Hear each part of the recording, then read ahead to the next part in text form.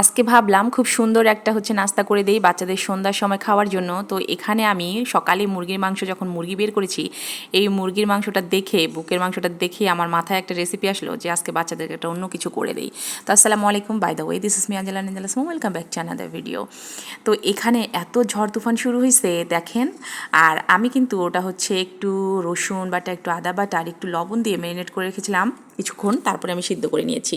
সিদ্ধ করে নিয়ে দুটা এইভাবে কাঁটা চামচ দিয়ে আমি এইভাবে চিকন চিকন করে সব মাংসগুলোকে আলাদা করে নিচ্ছি হাঁড়ি থেকে। তো এটা হওয়ার পরে আমি এখানে দুটো শসা একদম গ্রেটার দিয়ে গ্রেট করে নিয়েছি চিকন চিকন করে, আপনারা আপনাদের পছন্দ মতো করে নেবেন। দুটো নিয়েছি কাঁচামরিচ আর নিয়েছি একটা ছোটো সাইজের পেঁয়াজ। তারপরে এখানে আমি কিন্তু মেয়োনিজ করছি। আগের যে মেয়োনিজটা ছিল ওটা কিন্তু খাওয়া শেষ হয়ে গেছে, এটা আমি ডিম পোচ দিয়ে মেয়োনিজ করছি।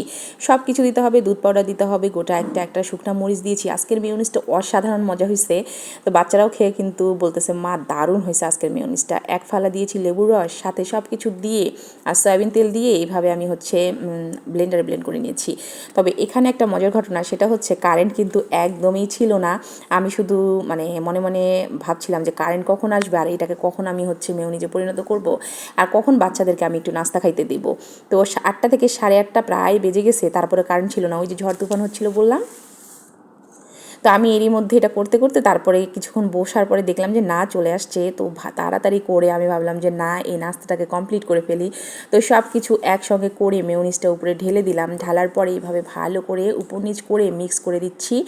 আপনার যেই শসা এবং পেঁয়াজ মরিচ সব কিছু রেখে দিয়েছি, তারপরে এইভাবে দিয়ে পাউরুটির উপরে দিয়ে, এটা মেয়োনিজ চিকেন মেয়োনিজ পাউরুটি যেটাকে বলে। আজকে সন্ধ্যার নাস্তা এটা খাইছি আমরা, আলহামদুলিল্লাহ এত মজা হয়েছে।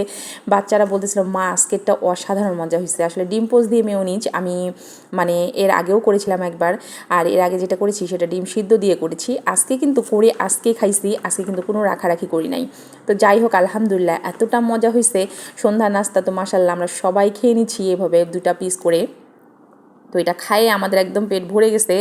তো যাই হোক, আমরা 2 যা শেষে তখন এটা নিয়েছি। নিয়ে খাওয়ার পরে মনে হইলো যে এখানে কিছু রস থেকেই যাচ্ছে। এই রসটার মধ্যে আমি দেখেন কি করছি। তো যাই হোক, এখানে সবাইকে একটু একটু করে দেওয়ার পরে দেখলাম আমার জায়ের আর আমার 2 পিস পাউরুটি। তো এটাকে আবার 2 জনে মিলে সুন্দর করে ভাগ ভাটোরা করে খাইছি। আলহামদুলিল্লাহ এত মজা লাগছে। আর এই যে রসটা ছিল, এই রসটা আর ফালাই নেই আমি। এই রসটার মধ্যে আমার মুড়ি দিয়ে, তো যাই হোক, এখানে আমরা 2 যা খেয়ে ফেলছি। ওই যে বলে না মেয়ে মানুষ বা মহিলা মানুষ কিছুই ফেলতে চায় না, এটা দিয়ে মুড়ি মাখছে। আলহামদুলিল্লাহ এত মজা লাগছে, এটা আরেকটা নাস্তা হয়েছে। তো যাই হোক, আজকের রেসিপিটা কেমন লাগছে অবশ্যই জানাবেন। আজকে চলে যাচ্ছি, কালকে ইনশাল্লাহ নতুন একটা রেসিপির সঙ্গে হাজির হয়ে যাবো। আসসালামু আলাইকুম, টাটা।